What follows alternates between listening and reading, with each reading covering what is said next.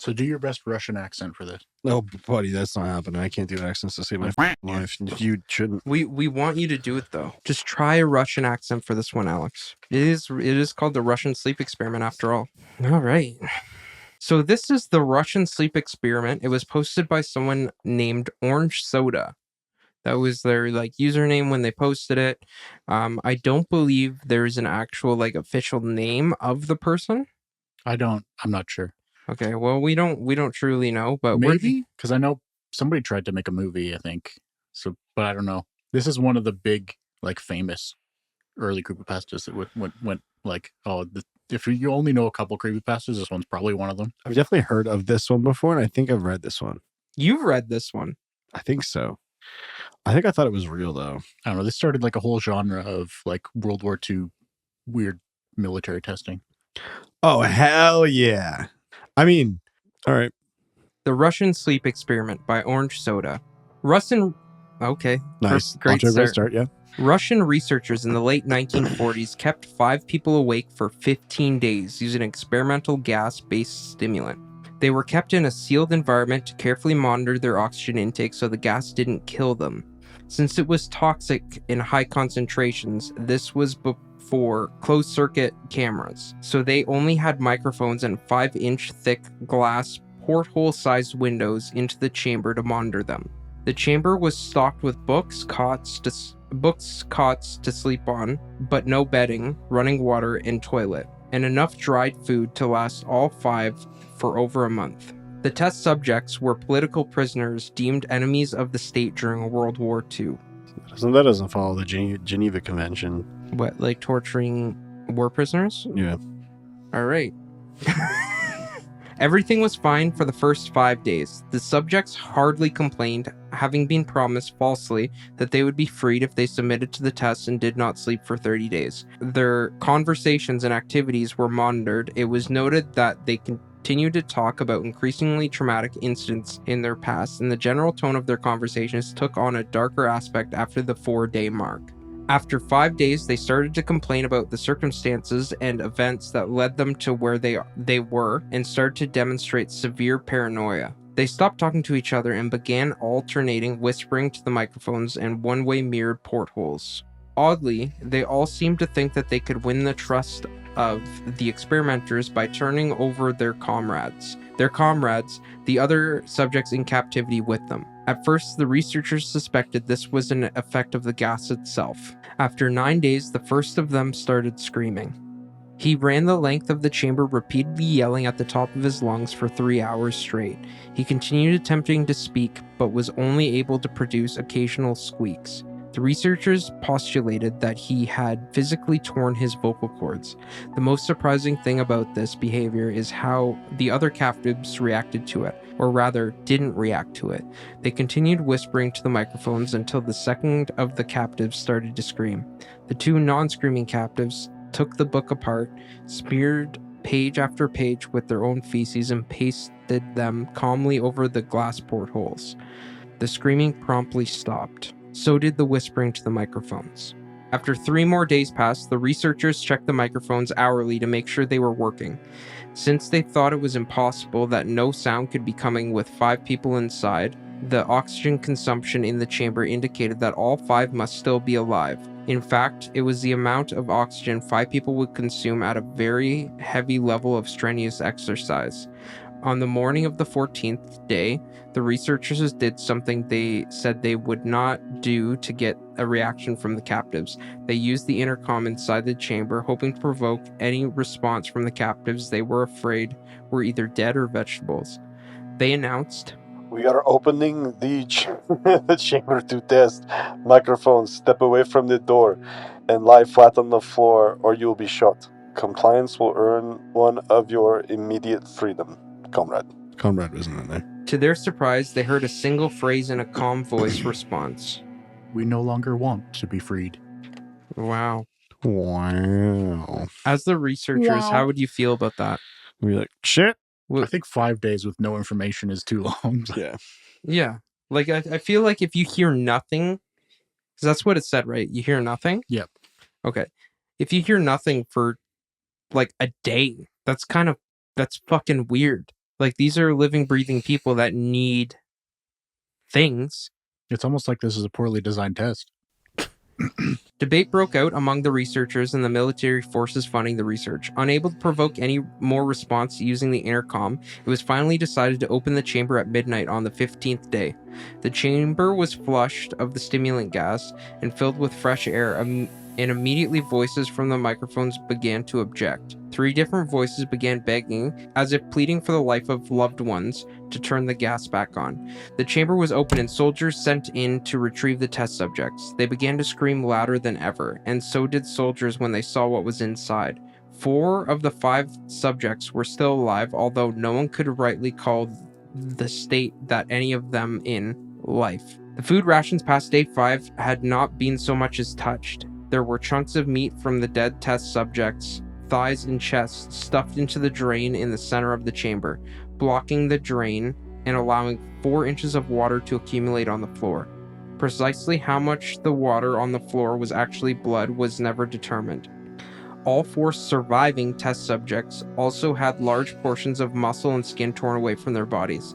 The destruction of flesh and exposed bone on their fingertips indicated that the wounds were inflicted by hand, not with teeth, as the researchers initially thought. Closer examination of the position and angles of the wounds indicated that most, if not all of them, were self-inflicted.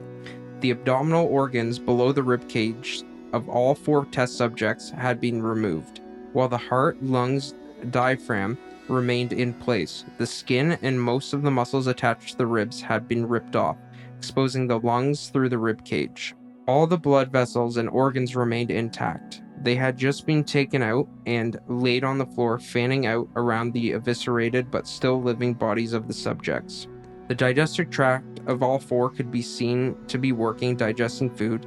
It quickly became apparent what they were digesting was their own flesh that they had ripped off and eaten over the course of days.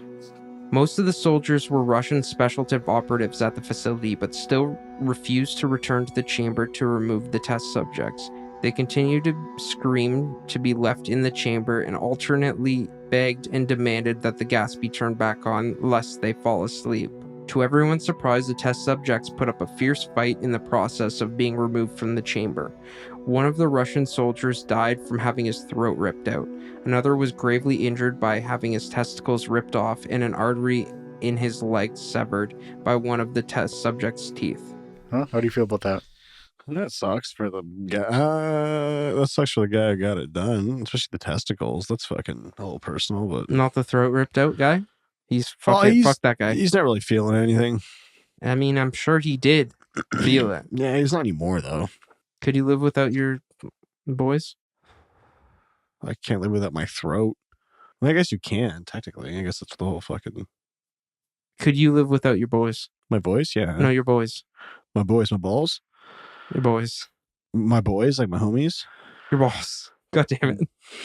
Yeah, I guess. I think you'd be mostly fine. It would suck. You just But- wouldn't be able to have kids, like Yeah. and take testosterone. Yeah. AJ's thought of this. Another 5 of the soldiers lost their lives, if you count the ones that committed suicide in the weeks following the incident. In this struggle, one of the 4 living subjects had his spleen ruptured and he bled out almost immediately.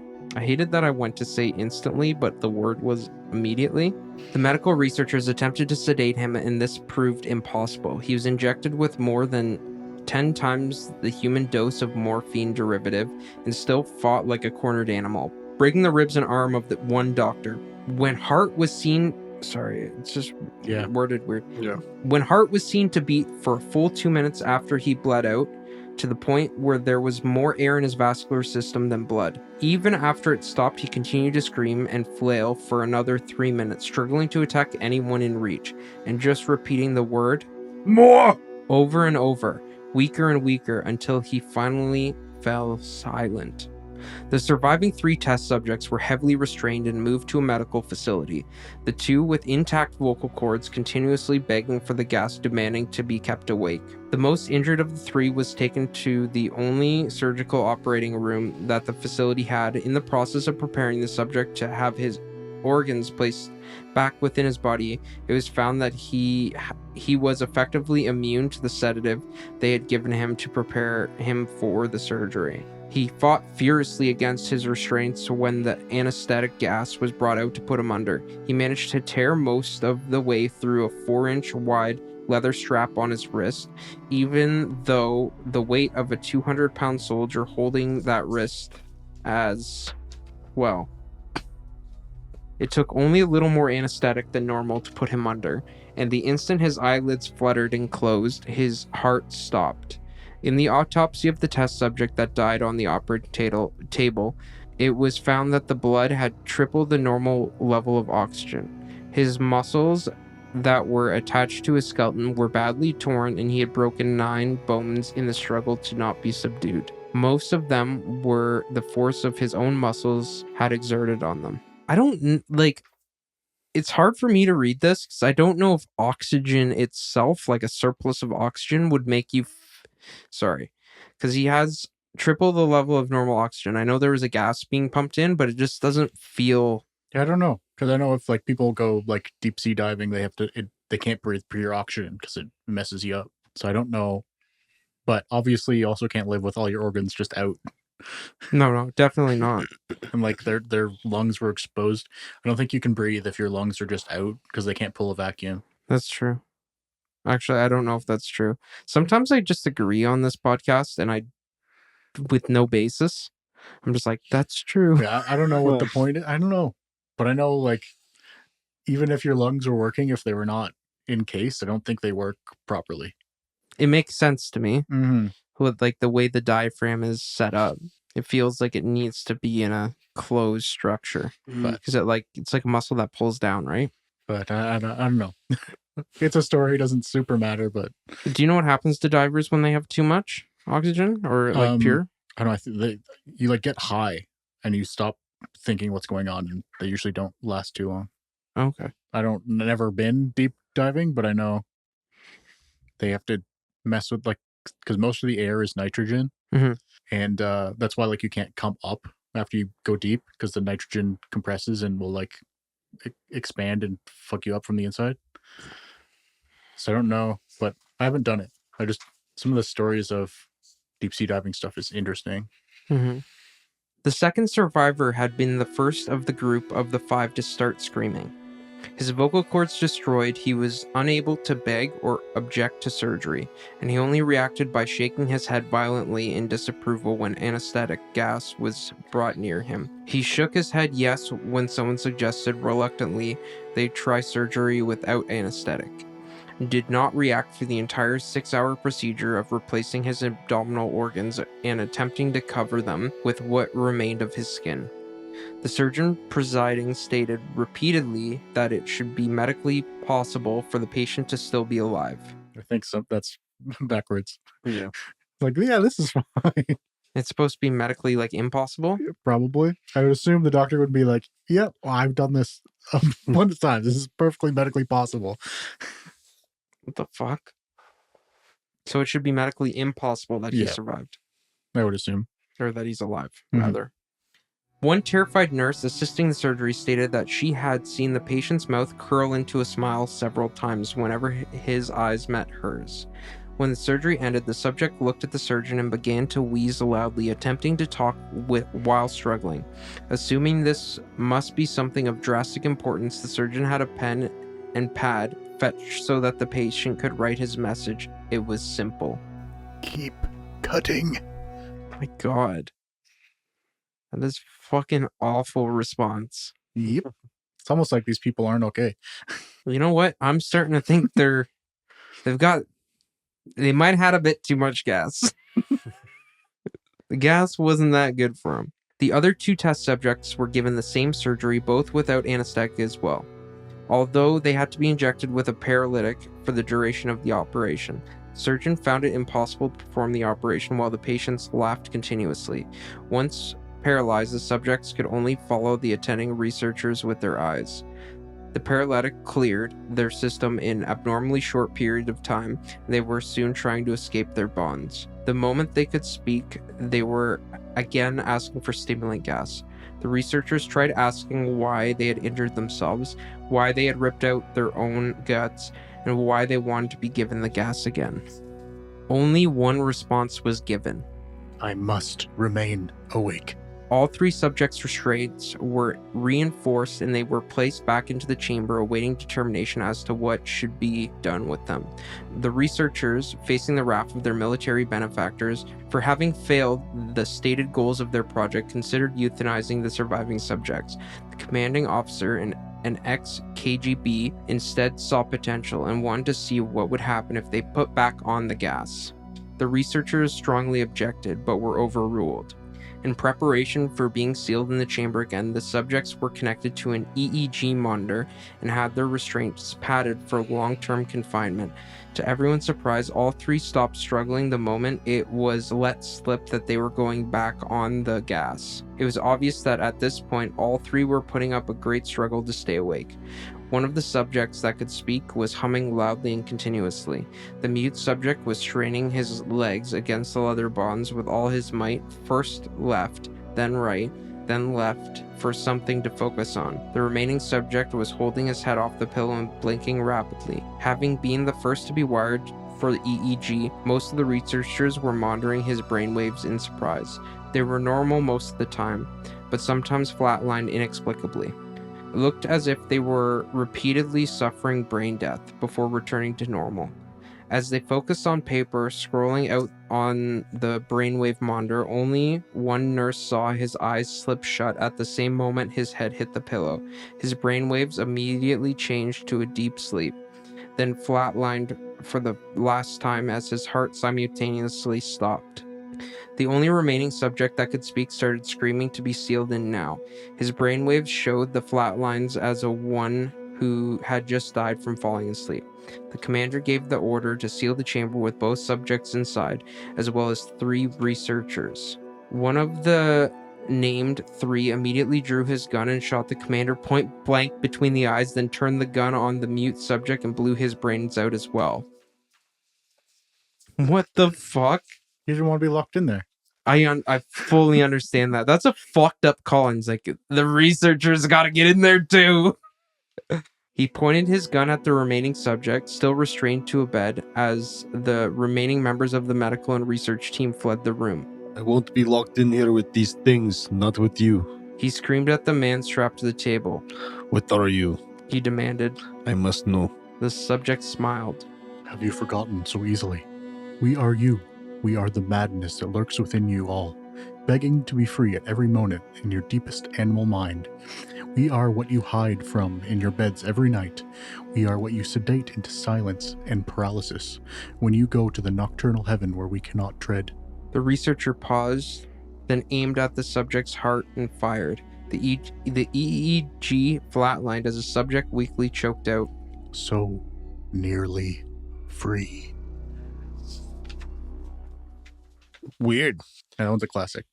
Classic. That one's a classic. I didn't like, there was like errors though. Yeah. I don't know if that's just the version that I have. Maybe. I'm sure it's been fixed. It kind of like fucked with the flow for me. Mm-hmm. Besides my naturally fucking the flow. Yeah, we're not practiced at. The last time I read out loud was probably like almost 20 years ago. Holy fuck. Like when do I actually read out loud in school? Like when you're like learning to read. I know I had to read out loud in school in like grade 11. Like do a presentation, but then I wouldn't like directly read it. Like I'm trying to think like when I was like, we're all reading this book. You read this paragraph and the next person, and that had to be like elementary school. I know we did like a Romeo Juliet thing out loud in high school. That was lame. Maybe. I don't know. I didn't remember. Anyways, we should talk about the story here. It's definitely freaky. Like, what is the end alluding to? Is it alluding to like possession or something? Like the reason we sleep is because there's some monster in us that wants to get out. Maybe. There's a monster in us that wants to get out. Because those people went crazy and violent, and they said the reason that people sleep is so you don't become that. Mm-hmm. It's freaky. It's a little unbelievable that like I think people have stayed awake for longer than. No, I don't think 14 days, but No, People have been I awake think for. I think you start like I think No, I you forget what die. the world record is, but it's like almost that much, and they didn't rip their own guts out. No, I think you just like I think you start to like organ Yeah, it really fail fucks you up. like I think like organs start failing and shit once you're awake for too long, and like more so than like lack of water and lack of food. Mhm. Like sleep fucks you up more than both of those deprivations. The longest someone for an astonishing 11 days and 25 minutes. 11 days and 25. Yeah, so that's probably like Yeah, they the almost died. absolute most, and some people would probably die at that. They almost died and almost certainly fucked up the health for the rest of his life, but he did not rip his guts out. So it's this gas that's Pretty unclear. Supposedly. the galaxy gas they're using. I think that puts you to sleep, not keep you awake, but I think it makes you go, it literally just starves your brain of oxygen. I'm sorry, but one thing with the story that like kind of fucks me up, there's like these researchers, and then like the military personnel was like, okay, we're gonna put the remaining test subjects in there now. And the researchers, they also have to go in. Yeah. Like, what the fuck? Why do the researchers have guns? Yeah, I don't know. It said it was his gun. Not like he stole a gun from somebody. Yeah, why would he have a gun if he was going to get locked in there? Yeah. I don't know, for the end of the story, I guess. How was your first experience with Creepypasta? It just kind of sounds like stories that is read on Reddit. You know, it's nothing crazy. I didn't realize they were called creepypastas. I just thought they were just stories. Creepypasta is like the OG name because there was a site called Creepypasta that people would post them on. But also like pasta is like a short form thing for like copy paste.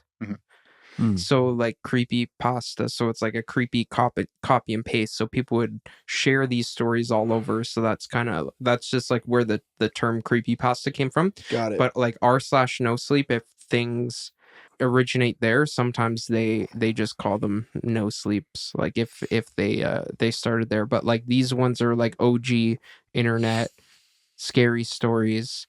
That people just wrote like on their own, and like that's one of the beauties of the internet. People still do it. There's still plenty, and a lot of people that do it are like a lot of people that did some of the old ones are professional writers, and they have books of them. And crazy.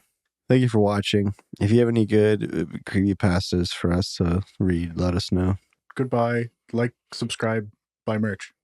There you go.